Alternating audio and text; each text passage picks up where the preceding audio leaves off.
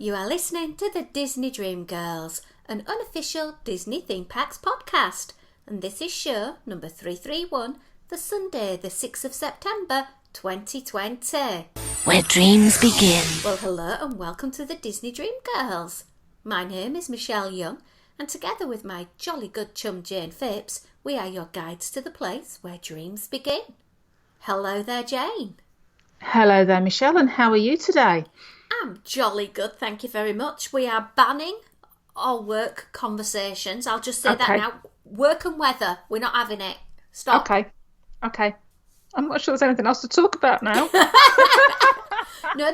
We have got plenty of Disney to talk about, and that is what we are going to bring to your ears this week, listeners, because we have scourged the internet to find some really treatful stories, some wonderful history, and then at the end, Jayne and I are going to share a little bit about our favourite attractions. So why don't you get yourself all cosy and all comfy wherever you are, whether you're in the way to work, whether you're sat at home, whether you're chillaxing, it doesn't matter. We just want you to enjoy this week's show. And we're going to start with a little bit of news. Oh, okie And you know me and my Disney plush. I'm a little bit of a sucker for all plush that comes from the Far Eastern parks. We're not going Duffy, are we? Oh, gosh, yeah. Now, Olumel is the newest of the Friends of Duffy. And basically, for those of you who don't know, is a green turtle that walks. Of course. And he's so damn cute. Well, he's made his debut as a costume character over at Shanghai Disney Resort, and I am so jelly. Come on, Jayne, he's playing a ukulele. Can you not think of anything cuter than a ukulele playing tortoise turtle type thing? Yes, Michelle. Whatever you say, Michelle. I just want to be in Shanghai because Shanghai has got a month long of a month with Duffy and Friends event, and it's just like, oh my word, I'd buy everything. Oh, that's kind of made for you, Michelle, isn't it, really? You'd be prizing my fingers from clasping onto the railings to get me out of the park on an evening because I know I want more Duffy. Bless you. It's just so cute. Well, it's just a license for Disney to take your money, really, isn't it? Well, yeah, it's a license for Disney just to go ka-ching, ka-ching, ka-ching, ka-ching, ka-ching.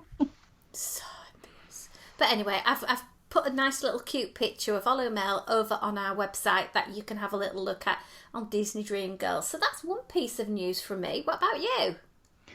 Well, kind of going on the cute element, have you seen the new Mary Blair-inspired cups that are coming out? So they've had some popcorn containers apparently, and then paper cups, but these are the new foamy cups, you get for your hot drinks. So, but they're all Mary Blair, and I have to say that they are really quite nice. They've obviously got the sort of the block design that you'd associate with Mary Blair and like It's a Small World, and they're kind of done in muted, I suppose because it's on like the foamy stuff, you're not going to get very bright colours anyway, but it's kind of like a muted pastel-y sort of palette. And these are the sort of things that, you know, when you get cups and they're obviously disposable and you're supposed to throw them away, aren't you? I get a sneaky feeling that I'd be bringing these back with me to reuse as long as I could do, because they are quite cute. They are, and I just see myself doing a bit of collage and getting a whole load of these and cutting out the little blocks and sort of reinventing them in a Michelle type way. But beautiful colours. I love the pinks because there's a couple of shades of pink, and then there's a really nice sort of aqua turquoisey colour. And I was just going to say exactly the same. It's like the aquamarine sort of colour, isn't it? Then you've got the green contrast as well. They've been designed by artist Jeff Granito, if I've pronounced that correctly. And I must admit, I do follow him on Instagram, and I love some of the stuff that he does, very tiki inspired, very bright, colourful, Mary Blair-esque. So it's probably why I like these so much. But yeah, I mean, they would be, you know, washed out and coming home with me to be used for as long as they would stand being used. Or I may just keep them as display, you know. if anyone is going to the theme parks and is able to get us a few that are unused, we'd be really grateful. Just pour the soda in the bin. We don't want it, Yeah, don't no, want that no. junk. Just the cup will be fine. And it wouldn't cost much to post, Michelle, because I bet they don't weigh much, do they? Oh, Jane. Don't mention postage. Oh, okay. Right. Move on swiftly. Lovely Anthony has sent me some purchases over in the post for me. Oh, yeah. The Starbucks Princess print that I ordered back in March has arrived. And I sort of got some Disney Spirit jerseys in the sale. And then Susan Kelly was able to do a bit of personal shopping for me and get me the 65th. So Anthony very kindly at the weekend boxed them all up to send over to me. Right. US postage has gone up a little bit. Has it? $76. Cool, blimey. Yeah, but Anthony did say that this fabric was very, very weighty. So I can't wait for it to turn up because there'll be face masks, there'll be skirts, there'll be headbands. Well, but the daft thing is, Michelle, obviously, Simon, when he's making his helmets, his Mandalorian helmets, we do ship quite a few of them to the US. And our shipping going that way, considering these are quite weighty items, is nothing compared to that. Yeah, well, hey ho, it's worth it to get a little bit of pixie dust in the post. True. Yeah, there's nothing like that feeling knowing you've got a couple of parcels on the way from the US because I get so excited. So hopping now over to Disneyland, and although neither of us have seen Mickey and Minnie's Runaway Railway attraction at Hollywood Studios, the first steel beam has been installed into what's going to be that attraction over at Disneyland, and they posted that picture on the Disney Parks blog, and it looked very, very exciting. Cool. Nice to see that going up over there. Yeah, it was very weird and surreal seeing this picture of everybody wearing face masks, high-vis jackets, hard hats, all socially distant. Yeah, very it's strange. The most surreal building site I have ever seen in my life. Well, shall we go over to another park then next? Okay. Because over at Tokyo Disneyland, now after they've now reopened, they are starting to do some nighttime stuff. Yeah, now obviously Shanghai have been testing their fireworks, and now it looks like Tokyo are coming on board as well. Starting on September the 1st, so a few days ago, they are doing a little mini parade called Nightfall Glow at 6:45 at night. This apparently was a previously done as a rainy evening type show. But it sounds like it's going to be a bit more of a permanent thing now. And then they're going to be doing the Disney Light the Night, which will be at 8 o'clock in Disneyland and Tokyo Disney Sea. So it doesn't really give you much idea of what restrictions, if any restrictions, they're going to be. It just says obviously Shanghai have done it, and now Japan, because their case is obviously considerably lower than elsewhere, they're now venturing out into nighttime stuff as well. It's all exciting stuff, and I must admit they've announced the park hours for Walt Disney World up until the beginning of November, and it'd be very interesting to see what happens after that, because the parks are starting later, closing earlier. Are they going to do anything with regards to a hard ticket event for Christmas? Because Disney must be hurting, losing that revenue, because there's no Halloween parties. So are they going to put some kind of offering available for Christmas? Because normally that is a big money earner for them.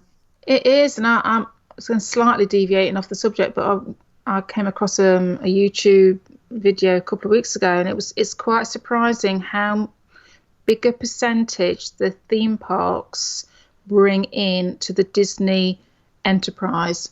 It's probably, I think it was something like 80-something%. It's a staggering amount when you consider all the money they put into movies, but it's actually the resorts and the theme parks that bring in the money for Disney. So like you say, Michelle, it would be interesting to see how quickly they start bringing back in these hard ticket events to bump up that income. True. And talking of the resorts, what about what's happening over at the Polynesian?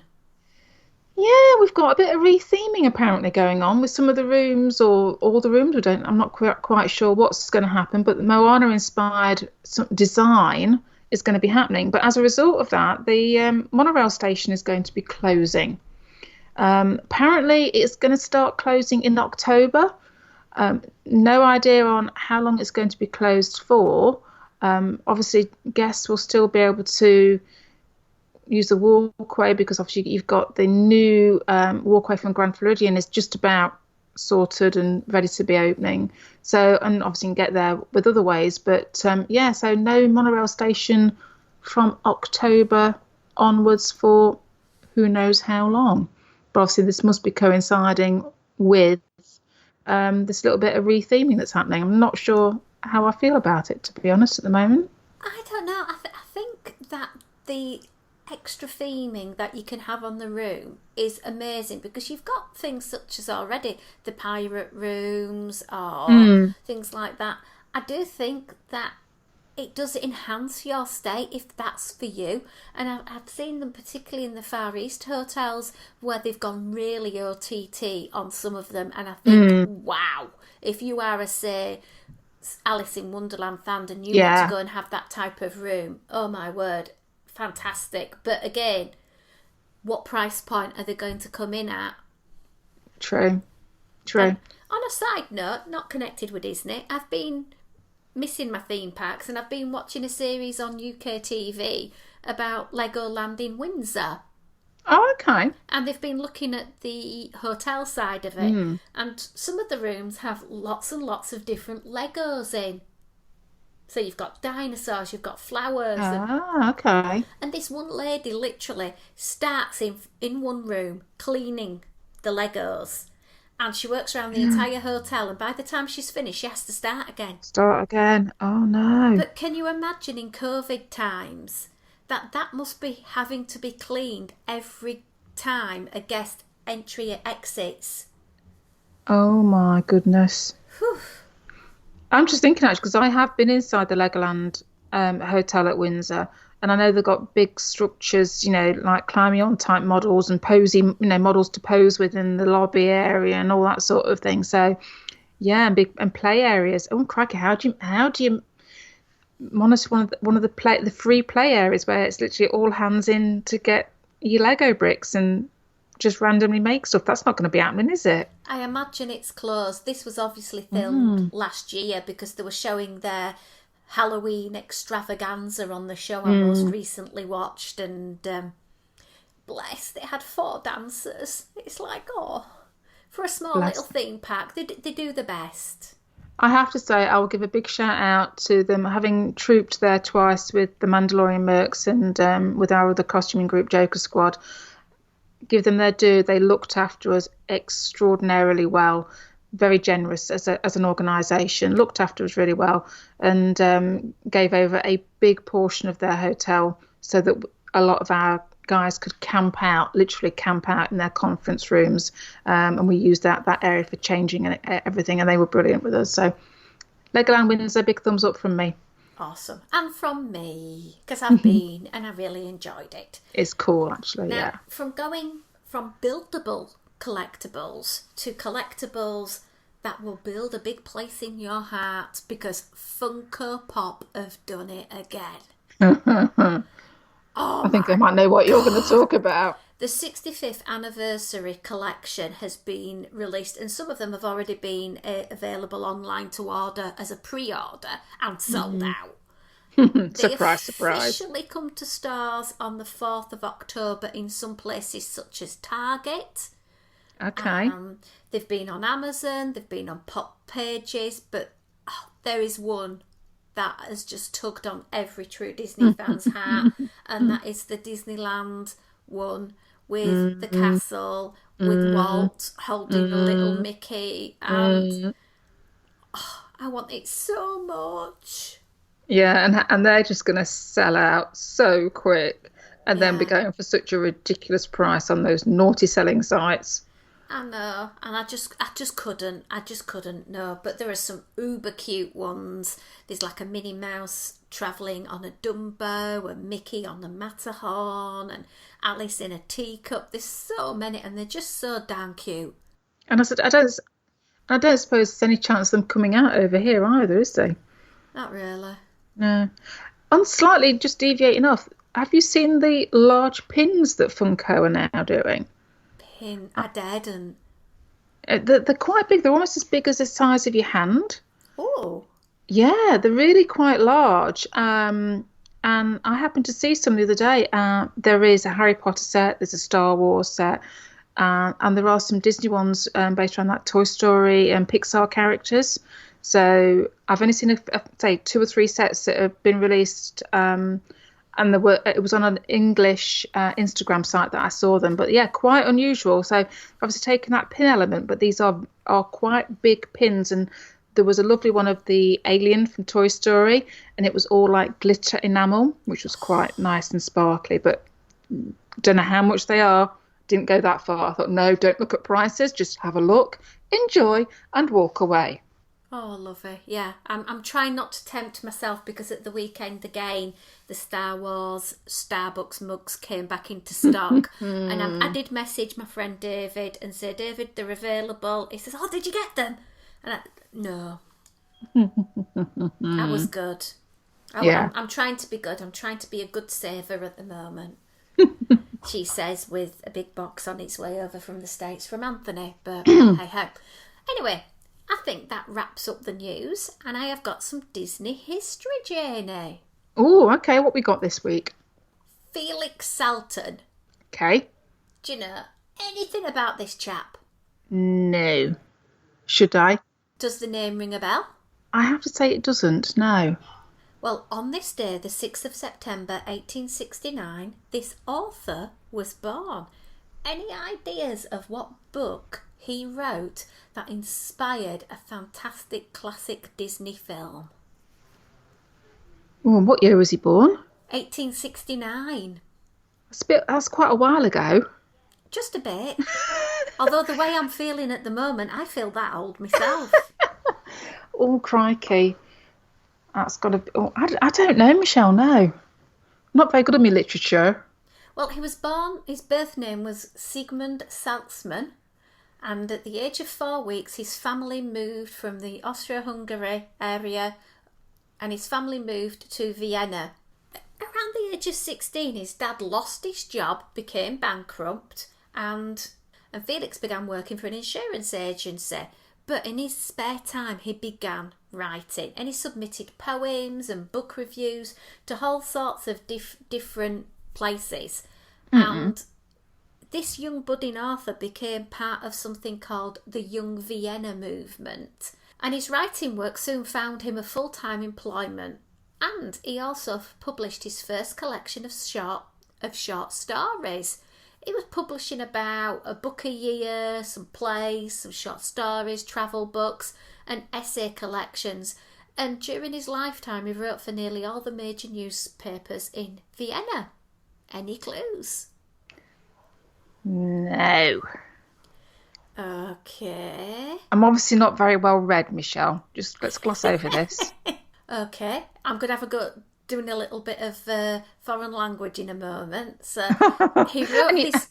You think that's going to help me somehow, do you? Well, no, not really. It's not going to help me trying to pronounce it. He wrote his most well-known book in 1923. Right. And it was translated into English in 1928. Okay. And I don't even know if I can even pronounce this. Even my German's gone a bit. Eine Lebensgeschichte aus dem Wald. So, Leben gescheit. No? Gescheit? Gescheit. Go on. Yeah. Aus dem Wald. Well, isn't Leben something to do with love? No. Oh, well, that's my German at O-level out the window then, isn't it? All Got no idea. I'll put you out of your misery. His book he wrote was called Bambi, A Life in the Woods. Oh. See, I didn't even know that was a story. That's really bad, isn't it? This Sorry. is the thing with Walt Disney Studios. They got works from people like P.L. Travers, Hans Christian Andersen, and put the Disney version together. And that's what they did really, really well. And when you dig deep enough, you'll find out about it. And anyway, he wrote this book, and about 5 years later, he sold it to a chap, an American director called Sidney Franklin from MGM, Metro-Goldwyn-Mayer. And Franklin wanted to make a live-action film based on Bambi. But he started adding up the costs of doing a live-action, and he kind of thought, oh, it's not going to work. So he sold the rights, which he'd paid $1,000 for, which at the time was a really reasonable sum. Yeah. Nowhere near what Disney made on it, mind you, over to the studios. Interestingly, 2 other stories of his were used as basis for films by Disney. He wrote a book called Perry, the Youth of a Squirrel, which was released in 1957 by Walt Disney Studios, and it was part of a series of the true life adventure films. And then Felix's book, The Hound of Florence, influenced the film The Shaggy Dog from 1959. There you go. Additionally, I've got one last fact. Okay. And I'm not going to go into too much detail. It has now been thought that he anonymously wrote a well-known, witty novel of the adult kind that has a name not for this podcast. Oh, okay. You can tell me off there in a bit then, Michelle. I'll tell you later. I'll tell you a secret. All Because right. I don't want precious ears hearing this word, because its title even caused a flutter when it was first released. Well, I'm going to say, if you're not comfortable telling it me now in the year 2020, then obviously back then, even worse. I'm not losing our iTunes clean rating. Sorry, love. Ain't happening. No. I'm not going potty mouth. I want this podcast to be listened to by everyone. But yes, it was quite the scandal, and hence he didn't put his name to it, but many people have attributed it to him. And really, when you think of Bambi and you think of that, they couldn't be further afield. No. So later on in his life, he married. They had, he and his wife, who was an actress, Ottilie Metzel. They married, they moved to Zurich. They had 2 children, Paul and Anna Katharina. So Felix was a well-known man, and due to his faith, Judaism, his life in Austria became quite perilous during the 1930s. By 1936, Adolf Hitler had banned these books. Many editions of Bambi were burned, and making those first editions now incredibly rare and incredibly valuable. So he moved over to Zurich in Switzerland, and his wife, actress Ottilie Metzel, and he spent the rest of their life there with their children Paul and Anna Katharina. Felix Salten died sadly on the 8th of October 1945 at the age of 76. Yeah, that last part of their lives must have been not pleasant, to say the least. Through the 30s and 40s, to be... It really just hit home that history is constantly repeating itself. Yeah. Unfortunately, it is, Michelle. You're too right. Yeah. And we should learn by what has gone on in the past to be better people for today. Well, let's hope enough of us do. That's all we can do. Hope so. Have you something about somebody who was born on this day in 1972, Jayne? I have, and this person's lovely. Sorry. It's very nice. Can we just have a girl crush moment? Oh, I could crush him quite easily. So we're talking about... That was a very bad time to say that when I was taking a sneaky mouthful of my cup of tea, Jayne. Sorry, I come over all a bit of a hot flush. I don't know quite what's going on with me, Michelle. It's being a woman of a certain age. I don't get many thrills nowadays, you know. So we are we'll put you out your misery, listeners. We are talking about the very gorgeous and very talented Idris Elba, actor, musician. He is an OBE. He writes, he produces, he raps. He's a DJ. He's just like, all round good egg. And he's gorgeous as well. Yes. And he always comes, he's one of those people that you see being interviewed and you go, oh, isn't he nice? You know what I mean? It's like you'd want to at your dinner table, wouldn't you, to have a good chatter with? Do you know what I mean? Chat, I'd just sit and drill, love. That would be very impolite at a dinner table, Michelle. Come on, at least try and hold it together. You've only got 3 courses to get through. You'll be all right, love. So he was born, I don't know if I'm going to say this right. I will apologise for my pronunciation. Idrissa Acuna Elba. Born in Hackney in London. But of course, he has got Disney connections because he's voiced a few people over the years in Zootopia, Jungle Book, and Finding Dory. He was also live action in Thor, playing the character. I'm going to get this pronunciation wrong, and my other half will rat on me for it. Heimdall, I think is how you pronounce it. And he redid that role again in Thor: The Dark World in 2013, and then in Thor again in Thor: Ragnarok in 2017. And then because Thor is part of the Avengers, he was also in the Avengers: Age of Ultron in 2015 and Avengers: Infinity War in 2018. Done all right out of the Avengers franchise, hasn't he? Basically, bless him. You know, but yeah, he's just lovely. Paid all the bills, hasn't he? I think so, yeah. Okay. Be nice to see him, because there wasn't the rumours he was supposed to be going to be doing Bond at some point. I always thought he'd make quite a good James Bond. Oh. Though there's lots of rumours about putting a woman in the role of James Bond, and I'm sorry, build your own super female spy character. I'm sorry. Don't be pinching my Daniel Craig beefcakiness. Yeah, we need a little bit of something, don't we? Yeah, although I will say Sean Connery was the best Bond. The accent, I think it's the voice. It's the accent, yeah. Yeah. Anyway, Sorry. let's move forward now to 2004. And on this day, Walt Disney World partially reopened following Hurricane Francis. And it got me thinking, because at the moment, Disneyland is not open. And I was thinking, well, when else have the theme parks been previously closed? Any idea of how many times they've shut over the years? Oh, I don't know. I mean, I know obviously they were closed after 9/11. I know that Disney World has been closed. Oh, it's only a handful of times, though, isn't it, for hurricanes and the fallout from hurricanes? But and that's as much as I know. Okay, well, the first time they closed was the day of mourning after JFK's assassination. Didn't know that one. So the 25th of November 1963, Disneyland closed the park as a national day of mourning for President John F. Kennedy, who was killed 4 days previously.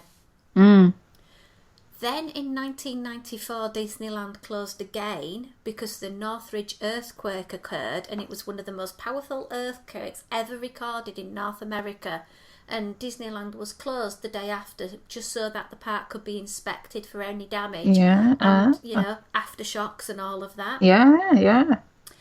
So those are it mainly for the Disneyland one. The other Disneyland one also happened for Walt Disney World, and that was obviously September 11th. And basically the decision was made that they should be closed. Firstly, you've got to think of a mark of respect, but also there was some concern at the time that Disney could have been a target. Yeah, I remember it well. At the time, additional security was in place, and some of that, such as the no-fly zone, is still in place today.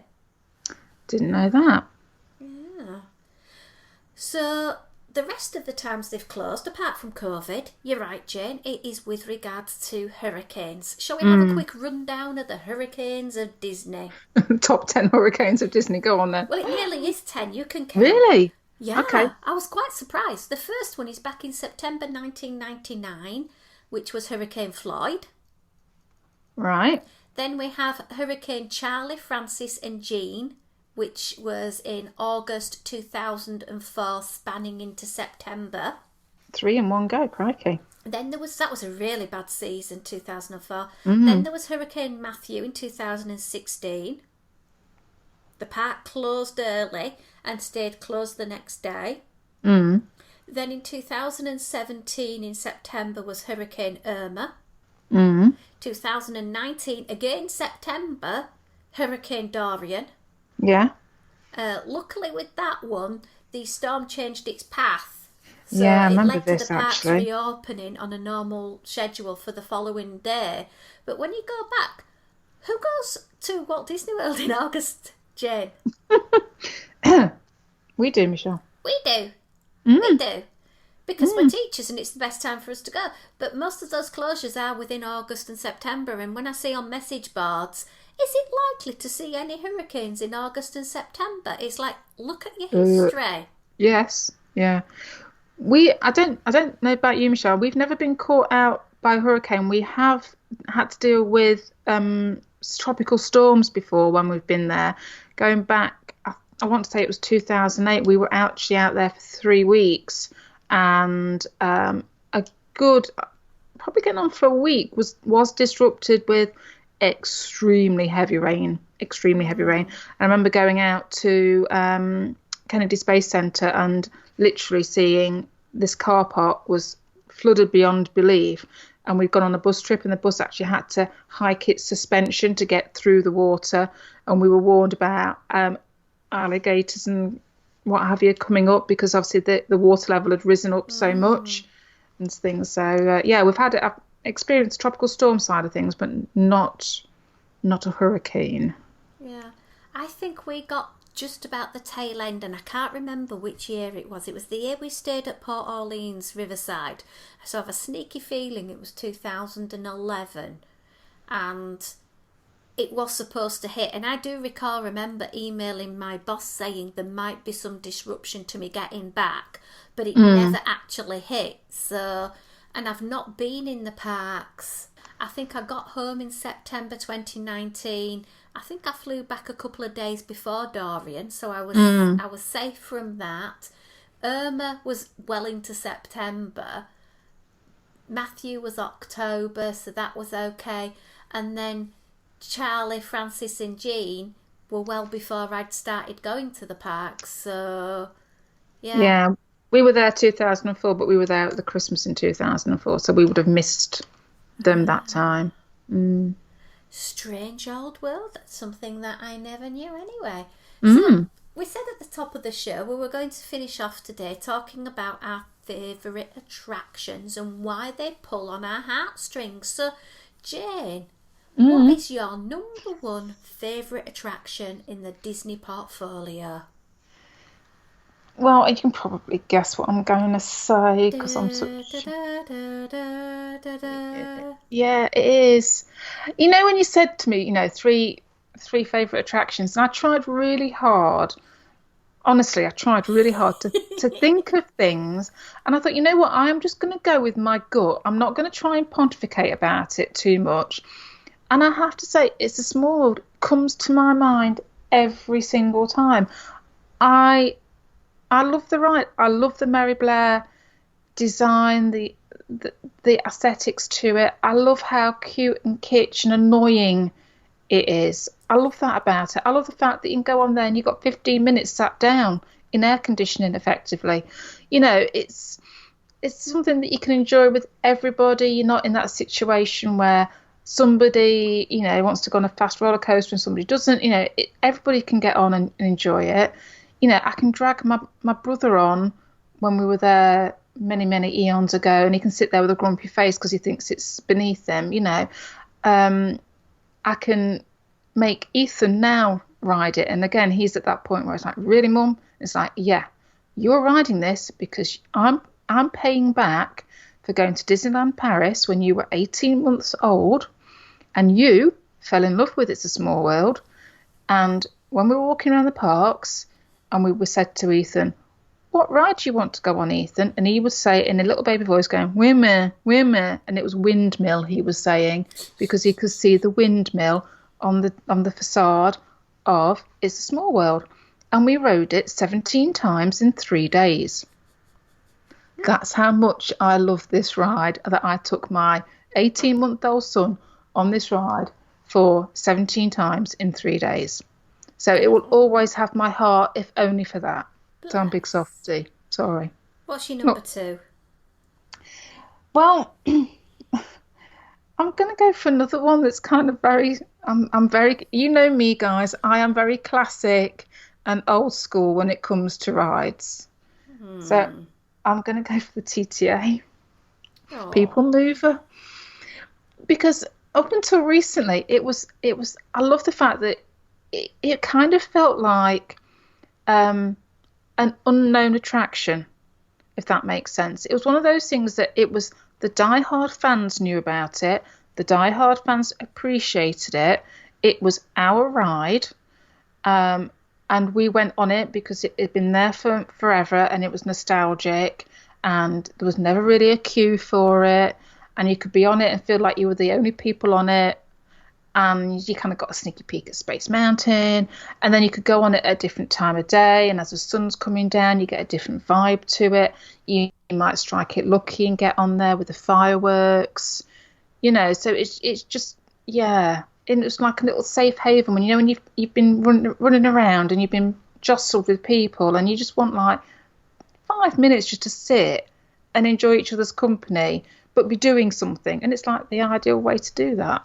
Do you not perfect. agree? It is, and I must admit, when I was thinking about this, TTA is just one of those incredible attractions that is good any time of the day, daytime, nighttime. You can just ride it to death. Absolutely. Do you want my number three? I do indeed. You might be surprised, actually. I don't know. Go on. I'm going to go for Big Thunder Mountain. You mean a fast ride? I know, get me. But I'm going to go Big Thunder Mountain at Disneyland Paris Ah. because it is the best version of it, isn't it? It is amazing, and I feel so honoured that me and thee have rode it together more than Yeah, once. more than once. It's Big Thunder. I love Big Thunder Mountain. It's my level of roller coaster. You all know I'm not going to do the big scary turn you upside down rides. I might do one day. I'm never going to say never. But at this moment in time, I like Big Thunder. It's scary enough for me without being too scary. It's exhilarating enough for me without being like blow my socks off completely. And the Disneyland Paris, I think just the theming and the way it's done with having the little bit where you go, that genius of it's on the island in the middle of the lake effectively, and you've got to go underneath to get there. I think is just that extra little bit of added something about it. And again, good memories going on with you, Michelle, good memories going on with Simon and the kids, and particularly taking Molly on it for the first time. We decided to join the queue. It was late afternoon and we're in Paris, and it does that thing where the evening comes on a little bit quicker than what you maybe think it's going to do.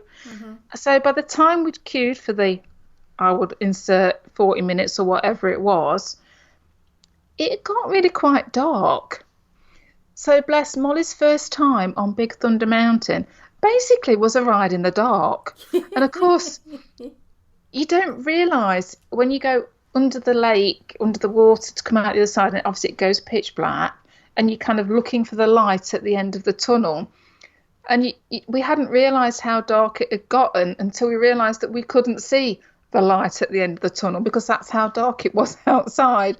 And I was just very aware that I kind of got my arm around Molly and thinking, I hope she likes it because it's just very dark at the moment and there's not much light going on. And it was great fun, and thankfully she came off and she loved it. So that was all good. But yeah, again, it's something I think with all of my three rides that are coming out as my favourite, it's not just the ride or the attraction, it's the memories that go with those rides and attractions that make it my favourite. Yeah. So that's my three, Michelle. What about you? Well, I've noticed the time's ticking away. I think I'm going to save my three for next week's show because I am still debating internally in my head what is going to make up my three attractions because I keep getting swayed and I think I need more thinking time. But I do want to end this week's show with some amazing news that has just come out. Disney Plus has revealed the date of Season 2, The Mandalorian. Yeah, 8 weeks and counting, love. October the 30th, guys. Not long. Yeah, I had husband tweet telling me about this when he was making my coffee earlier on today. I think as soon as it was announced, I think the Phipps family knew about it. And I think also what everyone's got to do is rewatch the whole season to be ready and prepared for it. And no, I would say go ahead and watch it. If you've not watched it, you need to watch it. If you've watched season one, I think you'll appreciate that we're very excited about season two, and that it wouldn't do any harm whatsoever to watch season one again for the umpteenth time. The fact that my daughter actually liked the Instagram post from Disney today about it being released, to which I have now said, well, you've not watched it, Molly, so that must mean you want to watch the series. I won't go into the expletives that I got back from her, but I thought you can't go and like it and not expect me to say, come on now, it's family viewing time. Oh. But, I think we might have to pin her down for that one. Absolutely. Right, well, we are going to close off this week's show. We just want to finish off by saying a big thank you to each and every one of our wonderful Patreon supporters who were able to keep the show up and running in a financial manner, to keep the show absolutely advert free. So thank you, Patreons, and you are going to be getting some very special audio about a attraction that is very, very close to my heart. So keep a keen eye over on patreon.com/Disney Dream Girls. And if you wish to join the ranks of our Patreon supporters, why not pop on over there as well? Keep an eye on our Facebook for all of the things that are coming and happening. We're trying to post a little bit of history each day. And don't forget, there's also the Disney Dream Girls podcast family that you can join and share your love of Disney. And we've been starting to get a fair few people going to Disney and sharing their pictures, their trip reports. So it's really nice to see that. We also share content on Instagram and Twitter at DisDreamGirls. And if you want to give us a bit of a hug, why not do it via social media and share some of our links, or retweet us, or even just do a new review for us over on iTunes. It just gives us that warm, lovely feeling inside that you guys are enjoying the content that we bring to you on a free-for-all basis once every week. Anyway, as you can tell, my voice is just about packing up for the day. So we are going to say goodbye from me. And goodbye from me. This podcast is part of the After Dark Podcast Network.